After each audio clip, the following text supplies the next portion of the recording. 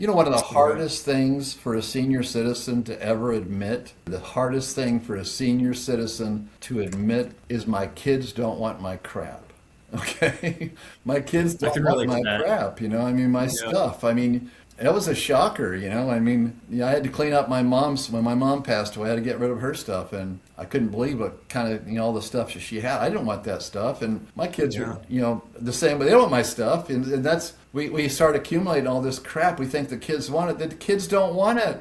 Hello, the Mhm. kids don't want it. You might want, Yeah. dad's stamp collection or something like that, but I'm telling you, overall, you don't want his stuff, probably. Right. Yep. Yeah. I get it. Luckily, my parents they don't want a lot of stuff just to begin with. Oh, So, good. because they know we're going to have to deal with it. And they don't really want to deal with it either, too. Because I talk to my parents and they're like, yeah, we want to get rid of as much as we can. Oh, So good. I'm Good like, for yeah, you. please, You have smart please do. parents. Tell them I said so. Okay. I'll let them know. I'll let them know. Yeah. My dad's 71 years old. My mom's in her late 60s. And Oh, so, really?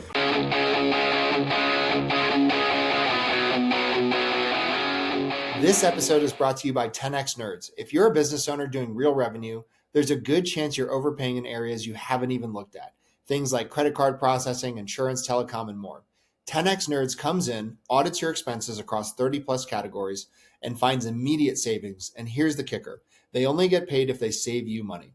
It's a complete no brainer. If you want to keep more of what you make, go check them out at 10xnerds.com. This episode is brought to you by Rakowski Law Firm. If you're a business owner or have built a level of wealth, but you don't have your estate plan dialed in, you're exposed. Rakowski Law Firm helps families and business owners protect their assets, avoid probate, and make sure everything transfers exactly how it should. This isn't just paperwork, it's a real strategy to protect your legacy. If you haven't looked at your plan in a while or don't have one, go to rakowskilawfirm.com.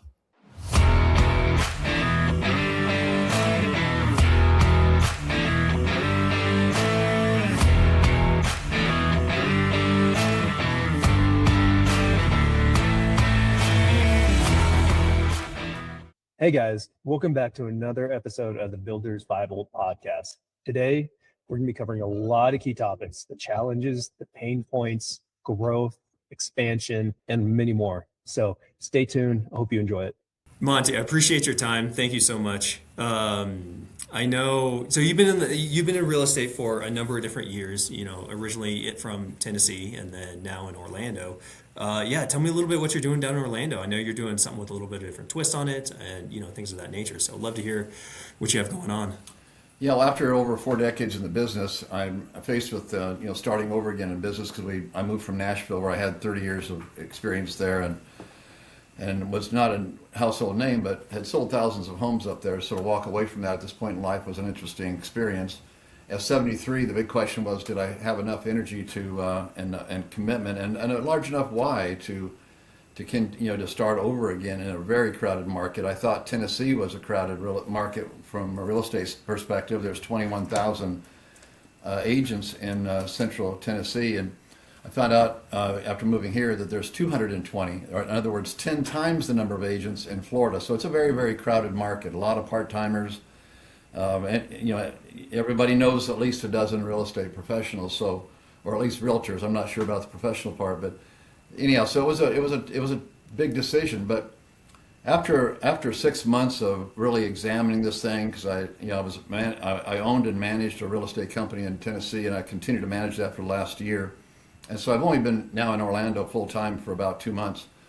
But during that time, that was the big decision. What am I going to do here? Do I just want to be another realtor, or can I go after a niche market that maybe makes a lot more sense? And it wasn't. Eventually, I had gone into my world, and that is I'm a senior citizen, and I live in the mecca of senior citizens, and here in the Orlando area. And I thought, what would it look like if I directed my whole attention, my 42 years of experience and thousands of happy customers, just to the senior market? Because I don't know if you know this or not, Alexander, but half of this country's equity belongs to the baby boomers and or their parents.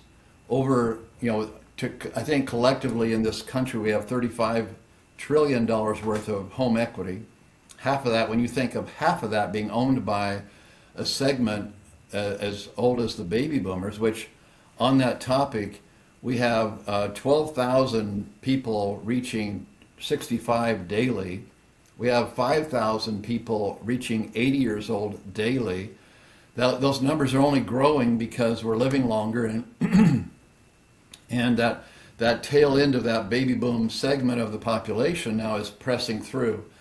So we've all heard about the baby boomers' influence, but last year, I think last year alone, as an example of that importance, I think half the homes sold in this country were 50 or 55 years old or older. So anyhow, it's a market that needs us to pay attention to. And typically what I've learned after taking care of my own mother and my in-laws, we bought a home in Tennessee years ago, and my wife's parents lived with us, and my mother lived with us, and so we got to see firsthand how challenged life can be when somebody hits 80 plus years old, and how dramatically different it can be real quickly. And so that experience plus a heart, of service, and wondering, what am I going to do with my career? What am I going to do when I grow up? Is caused me now to focus solely on that population, the seniors, because one of the challenges, of course, is when somebody has their home for the last 20, 30, 40 years, whatever, their intention is to live there forever. But it's estimated that something like 70% of this country's population will someday need some sort of assistance or some sort of help. It's not a matter of if, it's a matter of when. We all intend on living life to its fullest and checking out when we're ready, but having now lived 73 years on the planet, I understand fully that we're not guaranteed tomorrow, but when you see the size of the population that is now going into assisted living and independent living, memory care, the different stages of life that require additional help. Everybody, if they have a choice, they want to age in home, and age in place is what it's referred to. But when you add up what it costs to have somebody around the clock, then suddenly that $4,000 a month that an assisted living would charge doesn't seem so bad after all, because you'll spend $5,000 to $7,000 a month having somebody take, a caregiver spend 24 hours a day in your home. So the difference that I'm bringing to the party is, typically in the past there's been placement agents who would help a senior citizen go from their house into an assisted living or a memory care, depending on whatever the need is, or independent care. Or you have a realtor who helped them sell their home. You don't have the two entities as one. And that's the difference I bring to the party, is that I'm not just a realtor with 42 years of experience and thousands of families served. I'm also now a certified placement professional. So I consider it a transition specialist, where I'm helping bridge that gap with just one call, one plan, one move is basically what I'm referring to it as. One call, one plan, one move, to really simplify the process, because the last thing that a senior citizen wants to have to deal with is the stress and unknown of, will my house sell, and will I have a place, that I like and will serve my needs, when the time when I do get this home sold and all that. To have it under one roof, under the guidance of somebody that is a senior citizen myself, I think I think people are going to find that very, very beneficial, I think.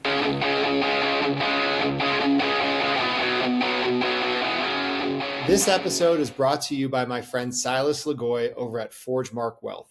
If you're a high-income business owner or professional and feel like you're getting crushed by taxes, you're not alone. And more importantly, you're not stuck. ForgeMark Wealth specializes in advanced legal tax strategies and wealth planning designed to help you keep more of what you make, grow it efficiently, and actually build long-term freedom, not just income. If you're making serious money but don't have a real strategy behind it yet, I highly recommend connecting with Silas and his team. What's up, everybody? This episode is sponsored by ExitWise. If you're a business owner thinking about selling your company, whether that's now or years down the road, you need to know what your business is actually worth and how to maximize that exit. That's exactly what ExitWise does. They help you prepare, position, and ultimately sell your business by assembling a world-class team of M&A experts around you, guiding you from valuation all the way through closing. If you want to know what your business is really worth and how to increase that number before you sell, go check out exitwise.com and get ahead of it. Sure, absolutely. It's I know it's a long ways for you to ever be able to relate to, Alexander. You're a young guy but I can say this to everybody.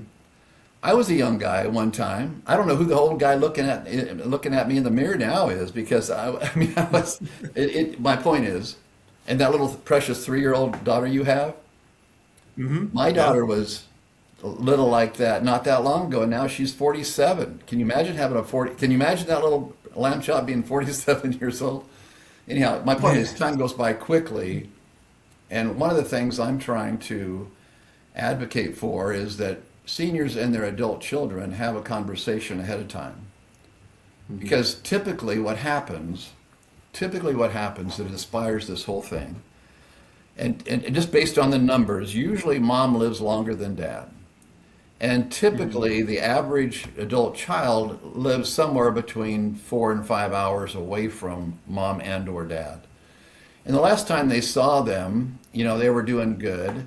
But then Christmas time comes, they come and visit, they find out, oh, the food in the fridge has been, is way outdated, or the yard hasn't been taken care of, or there's stuff piled everywhere, and you start seeing signs, or maybe mom fell and she was okay, but now she's not getting around near as well, and she's not taking her medication, or those kind of things are typically what happens. It typically starts with a fall. About 90% of the time it starts with a fall.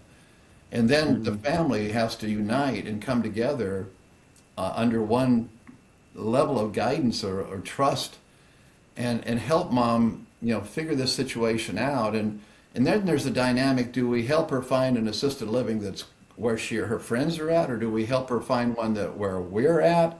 And a lot of times the kids, like my sister was in Oklahoma, I was in Tennessee, my mom was in California.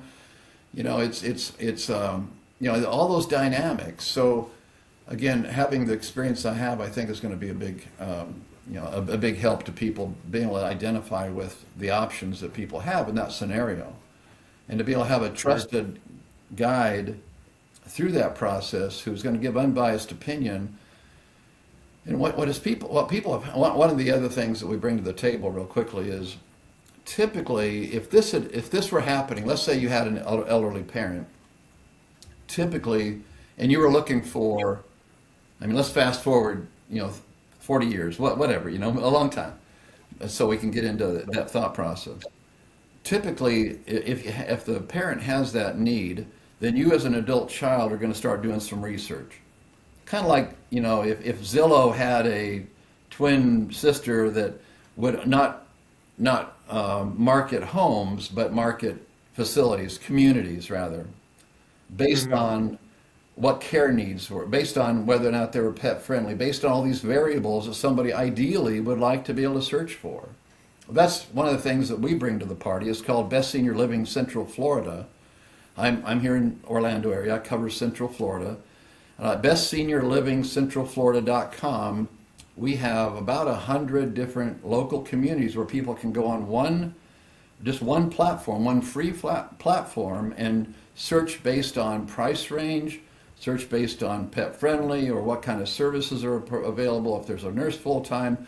We also have care homes, so it's a smaller, more intimate environment instead of one that has 100 or 200 places in it, apartments in it. So we have a big variety here. So we're trying to honestly help the whole process be easier than what Connie and I dealt with when our folks moved in with us. We didn't know there were services like this, and so that's why I'm trying to bring the two together, because I've not seen that. I'm sure there is somewhere in the country, but I have not seen that before. Usually it's only a placement agent or it's a realtor, and you're hoping they're all communicating. Well, I'm bringing it under, again, one call, one plan, one move, and try to make it as simple and pain-free as possible. Sure. Just even taking that one thing off, a family's plate, I think is a huge relief for them, because even just seeing my grandma passed probably 6 years ago, and 5 years ago. And then, but my dad has two other brothers, and then so the three of them had to come together to figure out what to do with them. Now, luckily, we're actually the only ones in Denver. The rest of my dad's family is in Oklahoma, so it was really easy. And actually, Tulsa to be exact, and Tulsa is a small town. Yeah. So for them, it was really easy to be like, okay, I know this place in town, I know these people in town. We take her here, all her friends are over here, that type of stuff. But just kind of seeing them go through it, trying to figure out, and like you said, come together under one roof to say, okay, what are we going to do next type of thing? Like, where are we going to find living for her? Is it going to be assisted care? Yeah. Is it going to be in a house? Whatever it is. So yeah, so I completely understand. And that's one of the reasons why I've tried to promote this on a few sites as far as having the conversation ahead of time, not waiting till that emergency happens. Because typically, as a culture, first of all, we don't talk about death or dying. That's, that we don't do that as a culture typically. And I'm not saying it's a rosy thing to talk about, but it's kind of inevitable. It's kind of like taxes. That's the only thing we can know for sure that's going to happen. So have the conversation ahead of time. I know that what's really been interesting for me in this whole adventure has been from my own perspective. Here again, I'm 73 years old. How many more days on the planet do I have? I mean, I plan on living to triple digits, but we don't have any guarantees of that kind of thing. And so, Right. this has inspired me to have more open conversations, my wife and I, with our kids. So if something does happen, this is what our intention is. So there's that clear communication. And can we afford to go into an assisted living? What are we going to have to do? We have to sell the house? What are we going to have to tap into? So it's really important, I think, for the adult children to convince, because that's usually the direction it needs to go. Because, again, my vintage and older, we were taught not to talk about that, and not to really be open about that necessarily. But it's, after going through that with my mother and Connie's folks, it's really given us a conviction that, first of all, we don't want to be a pain in the ass when we get older. We don't want to leave our kids with all kinds of craziness to have to figure out like we had to. So we want to have those conversations ahead of time. So I'm encouraging everybody, look, don't kick the can too far down the road where you wish you would have had that conversation, because there are things that you can do ahead of time that makes it a lot easier. And on that topic, real quickly, and again, I know you're nowhere near maybe thinking about this, but long-term care. If you're an adult child of a senior person, it's not too late to get long-term care, and you really need to consider that because of the cost associated. The average assisted living in our country is $4,000 to $6,000 a month, based on the equity of your home. How many years can you live in that, off of that equity that you have? I mean, that's not the only thing everybody has to tap into, especially a young guy like yourself that's building a portfolio in insurance world and have that residual income. But the average person hasn't been as smart as you, Alexander, doesn't have that ongoing income to make sure they're taken care of it later in life. Yep. Yeah, absolutely. Fortunately, just a lot of people are living paycheck to paycheck, and that's kind of the reality of it. Yeah. And they don't think about something 30, 40 years down the road. And so No. it's unfortunate, but it's What happens thankfully is there are people people. wait till they wait No, I'm until sorry, go mom for it. and something happens to mom or dad, and then I'm sorry, Exactly. you're breaking up It's again. one of those things. Oh, I'm sorry. Shoot. Is this better? Am I back? You're Am I back, blurry. Monty? There you I'm are. blurry. There Can you you are. hear my Now voice? you're back. Yeah, perfect. Awesome. Apologies. But it's one of those things that's out of sight, out of mind type of thing. Like for me, it's of course I'm Exactly. always thinking down the road. Yep. But right now I have a 2-month-old and a 3.5-year-old, and right now that's what my focus is: trying to get them to daycare, trying to get them to sleep. Just the day-to-day Right. stuff. And it is really Right. hard to think about what's going to happen 30 years from now. A lot of people just either don't think about it, or they don't have the bandwidth, or they'll cross the bridge when the time comes, type of thing. And usually that's when it's too late.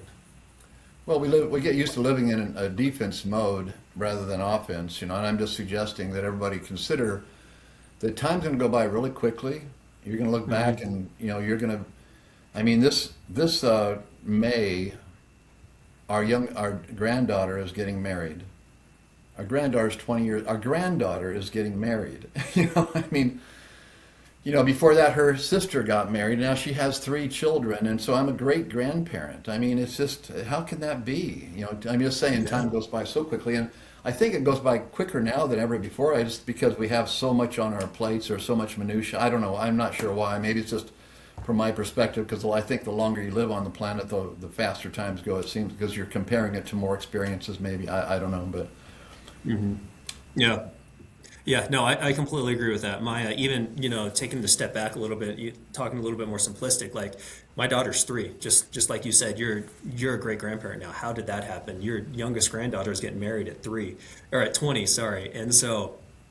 And I'm like, man, how did 3? My daughter's gonna be 4 this year. So yeah, Yeah. I think the older you get, the time definitely goes by a lot faster. It's either just like you said, you could be just getting busier. Well, It really I is. think your kids make you go faster as well because They do. you said she's going to be 4. She was just Yeah. born recently, wasn't she? I mean, it goes by so quickly, Yeah. And so Yeah. you Yeah. measure that with now kids and then grandkids and then Holy cow, the great grandkids were over the other day. And it's like, how can this kid be this old already? Am I that much older than I was the last time I saw her? It's anyhow.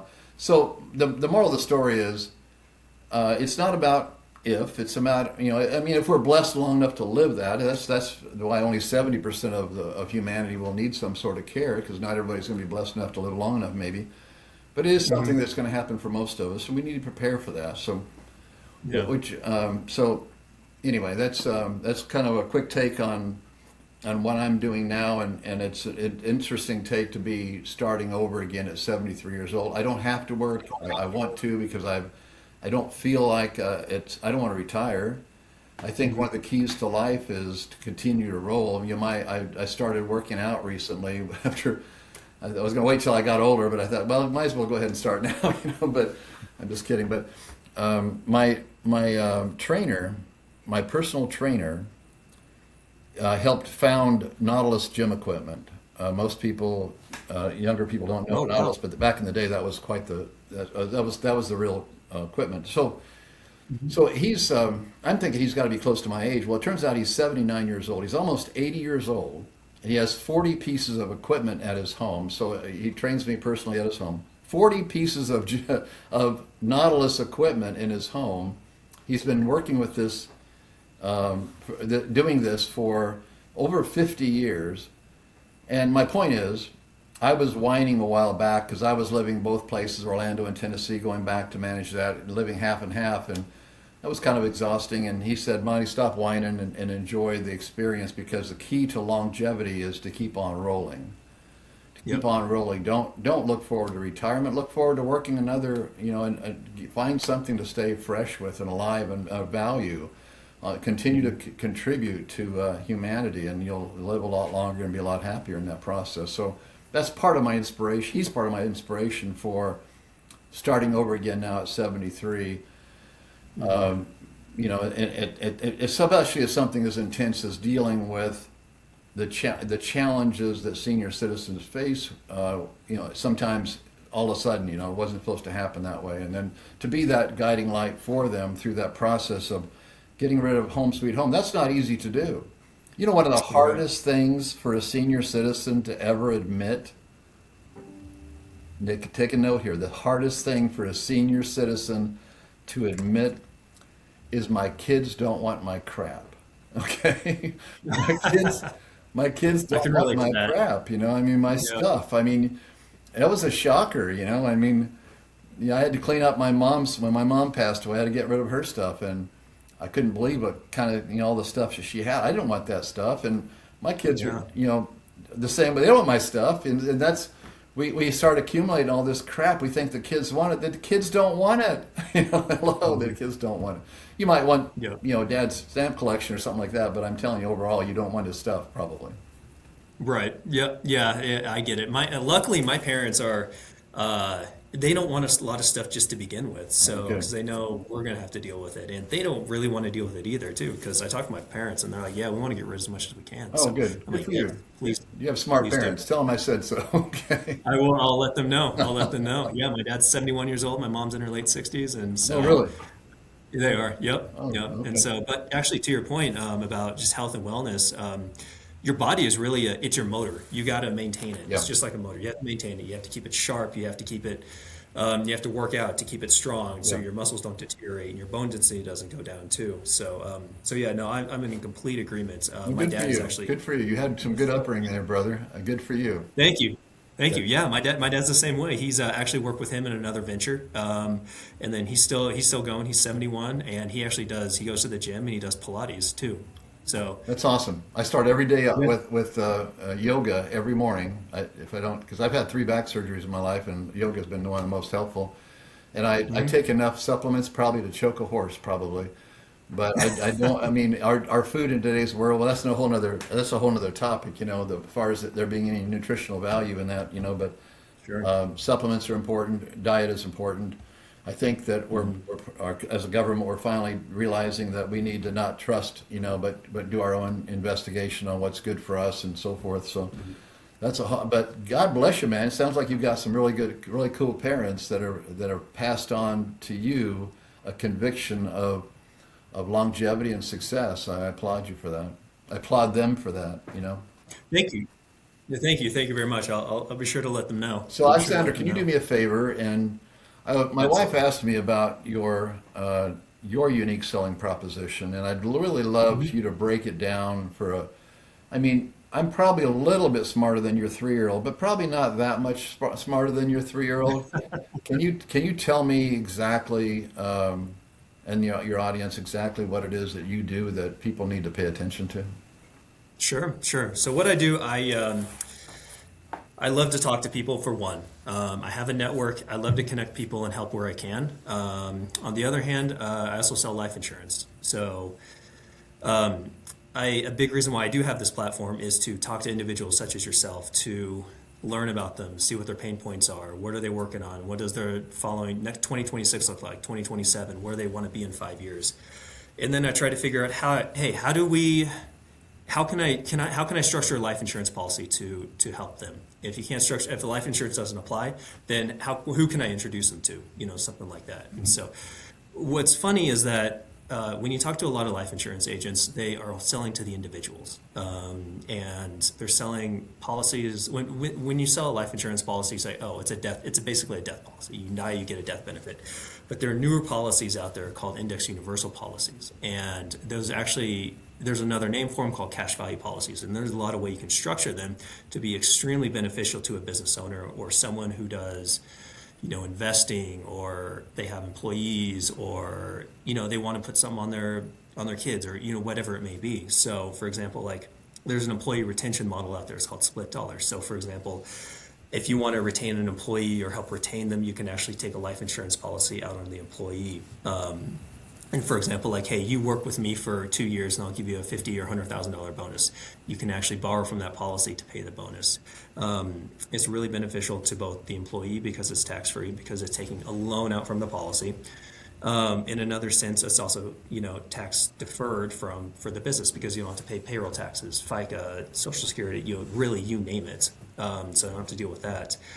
Another very popular way to structure a policy is called be your own bank. It's more of a marketing term, infinite banking. So it's a leverage situation, it's arbitrage upon arbitrage, because you take this policy, you can take a loan from it to invest it over here. And then at the same time, the institution is going to pay you whatever the market is, because these policies, what they're doing, they're indexed with the market. So for example, like easy numbers, let's say 10%. You have $100,000, you take $100,000 out. And then the institution is going to pay you 10% on that $100,000, even though it's working out over here, because you have your surrender value, you have your cash value, and then your account value. And so you can take the cash value out, and then they're going to pay you 10%, so $10,000. And then it'll just keep paying you whatever the market's doing. It's also basically recession-proof too, because you can't lose money in a life insurance policy. What they're doing is they're going to take about 20% of your money, put it in put options. So if the market tanks 20%, they're going to zero you out. So worst case scenario is that you get a big fat goose egg, in that. And the thing is that a lot of people just are not familiar with how a life insurance policy is structured, and so I'm out there, I'm hoping I can educate someone on, how you can structure a life insurance policy to be extremely beneficial to you. For example, like my newborn that's 2 months old, I actually just finished up an application last night with him. But it's geared more towards an investment for the future for him. Mm-hmm. So if he wants to use it to buy a house or buy a car, pay for his college, down the road. It's extremely flexible. Or if he wants to invest in a business or whatever it is, he has the freedom to do that. So, Wow. Yep. Wow. So yeah, that's pretty much it. I'm And surprised, then I'm really surprised from the government will allow something like that. it is. So IRS code 7702 is essentially what constitutes a life insurance policy to be a tax-free investment vehicle. It's basically like a Roth IRA, but I like to say on steroids, because a Roth IRA, you have income limitations, and then you can't touch it until 59 and a half, and if you do, you'll get a 10% taxes. So this, you can touch it, really whenever you want, and it's just a lot more flexibility to it. And so the government deemed it as a tax-free investment vehicle. Essentially, I consider them an investment vehicle, along with the death benefit, and then also, like, if you come down with something terminal, chronic, or whatever it is, you have X amount of years to live, you can advance that death benefit, up to 90% tax free to live off of. So back to Wow. what we were talking about earlier, with the living benefits and all that. So you can actually use that money to pay for a retirement home or senior living, or whatever it is. So things like that.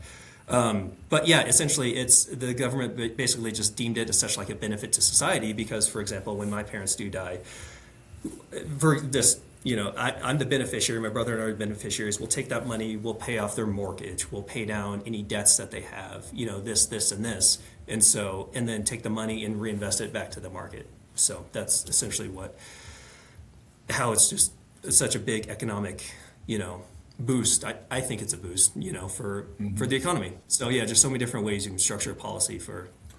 And one thing I've learned over the years, wealthy people know all about these kind of things, and people who keep on, a lot of times they don't.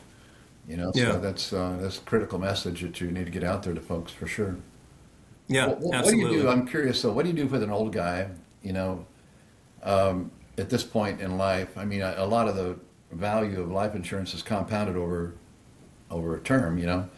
Obviously. Yep. What do you do with somebody? I mean, are there policies that make sense when you're 70 years old? Sure. So the most basic, of course, I'm sure the most basic type of life insurance policy is a term policy. But those have a cap on them, so you can Right. only take them out for 30 years.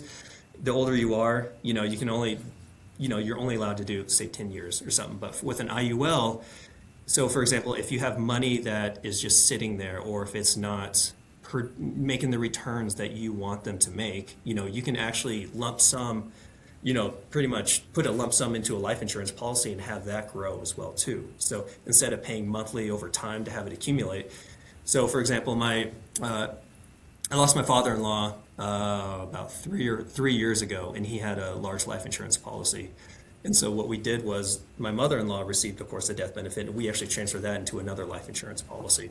So she has a very nice life insurance policy sitting. So she has a large cash accumulation, a cash account into it, and then a large death benefit too. So for when she does go to pass, and so she can tap into that cash, really whenever she wants to do whatever, essentially. So yeah, so essentially that for older people, if you do have money sitting around, just throw into a life insurance policy. It's such a benefit, and really nobody knows about it. Yeah, I would have never considered throwing money into a life insurance policy. Yeah. There's, I mean, if you're open to it, I can definitely run some numbers. You can take a look and see how things look. If it makes sense, great. If not, no worries. At least you'd be educated, and you'd know, what other investment vehicles there are out there. Right. So, Yeah, that's definitely, because we don't have the guy that we had in Tennessee. I mean, we have him, but I don't know, they've changed hands, and haven't had any communication and everything. And I don't even know. I don't do that part. Connie takes care of that part of it. I'm just trying to ask some general questions that maybe others could relate to as well, as far as the tools that you're promoting and providing and revealing to their existence. I didn't know about the ability to use that money like that and use it tax free. That's really interesting. It is. Yep. Yeah. Again, like, a lot of people just don't know. Yeah, So, we did something Yeah. wild about a few years ago with our mortgage. We put it in what they call a sweep loan, so that our okay. anything sitting in a checking account is applied to the interest of the property, so it's constantly going down quicker than just a monthly payment. It helped us pay our home off pretty quickly, really, because we were running a business and had tens of thousands of dollars in a account, and we were able to put that in a personal account then, and then sweep I don't know. Again, I don't know how it works. All I know is, holy cow, how do we paid that off. In the meantime, we were able to put a $500,000 credit line on the house, is what it ends up being. So if I see a property that I want to flip or whatever, I can write a $500,000 check, which is nice. I don't want to, at this point, having a home paid for. I'm not looking forward to putting a lien against it, but it is available now if we need to do that. Rather than a reverse mortgage, that's another tool that a lot of times seniors find themselves doing, is taking a $500,000 home and getting $250,000 out of it, and you never have a payment again. But you're giving up half of that equity to do that. So I'm a little torn on whether that. I mean, I'm sure. I know for a fact, in some scenarios that's the best route. But you're giving up a big price to do that. I don't know if you're familiar with that tool or not. Yeah, absolutely, very familiar. Yeah, my uncle was a mortgage broker for a number of years, Okay. so I always Okay, about, so you understand hey, it. what do you think about this? What do you think about that? Yeah, that yeah. type of thing. So very I familiar. think your product makes more sense personally. Yeah, I like to think so. I like to think so. And really, all they do, it's a policy. Just to give you kind of the rundown and how it works, you apply for it. They do a health check, so to see what kind of rating you're going to be, and then and they don't do a credit check, and then it basically takes about 2 to 6 weeks. I've seen them take as little as 2, as much as 6, and that's once you're approved. So Yeah, that was pretty interesting. About 4 years ago, I went through that whole process because at this point in life, again, your likelihood of longevity is really hinged on your current health. A lot of it, and you have determined that way. And I got the highest policy because of my health. I'm blessed with good health right now. But again, I like your folks do. I work at it. yeah, absolutely. You got to maintain it. You have to maintain it. Was there anything else you want to cover on this podcast that I can be of help to you? I thought we had a great conversation. Yeah, me too. I really enjoyed it. I learned a lot. And I'm looking forward to getting some content that I can use, and again, I'll talk to my wife about scheduling something with you as far as okay. if there's something smarter we can do, because I'm not sure where we're at on some of this stuff, and I know we need to be paying attention to that more than just, hey kids, this is what we got, this is what we're working with. Right. I've been so consumed with starting over again that that's been the focus here lately. Yeah. So, I mean, you can think of it this way too. Like, you like to help everybody with, the living, and take care of that. Like, I like to help people with the financials, that type of thing. So Yeah. it's a simple way to do that. You don't need to make things complicated. But yeah, I'd absolutely love to run some numbers for you just so you can get an idea of what something looks like, see Yeah. what the benefits are. That'd be awesome. Okay. That'd be awesome. Okay. Did you want to schedule another call, or did you want to talk to your wife first? Yeah, I'm going to talk to my wife, find out where things are at, because I don't think she's got any allegiance to what we got going on right now. I didn't figure that out and make sure we're not losing any ground, but maybe she Yeah. can gather that and we can compare it with apples to apples, and so forth. Sure. Again, you can speak that language. I don't, Okay. Okay. Yeah. I'll introduce you to my business partner too. He's actually, his background is financial advising, so he knows, load more than I do. But I mean, part of the interest is the fact that you guys, it seems like I need somebody, that a little more aggressive, I feel like, than in some of these things, some of these arenas. I mean, I know it's not my financial person's or my tax guy, in this case, the tax person's job to be figuring out what can money do to save more money, in taxes. But I want to be educated on, I guess, what I'm trying to say, and I've not taken the time to do so, and just trusted other people, and then I end up not having a whole lot to work with. But, I mean, we're comfortable, we're debt free and all that, but I'd like to have a little more than that going for me. I agree. Yeah, absolutely. Well, talk to your wife. Let me know if you'd love to hop on another call. Love to reschedule. You have my information. Awesome, man. And I'll follow up this week too if I don't hear from you. Okay, Awesome. thanks, Great. man.